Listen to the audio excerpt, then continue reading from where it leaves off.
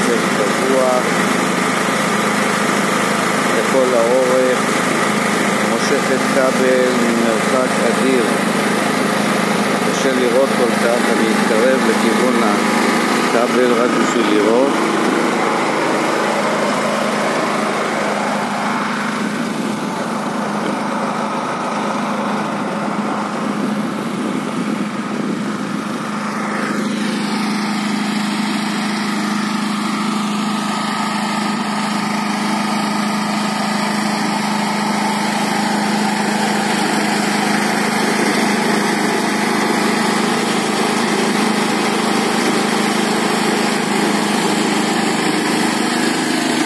במקרה הזה מותקן עליו תוף קטן, תוף של 500-600 מטר כבל.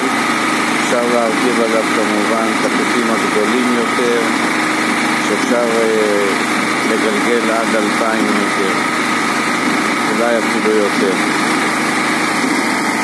פתרון פשוט, קל, מונע על ידי גנרטור. כל הנגררת הזאת יהודית רק בשביל הדבר הזה.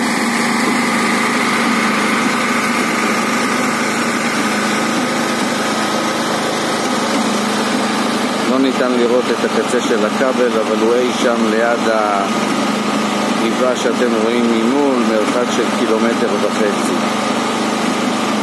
בערך.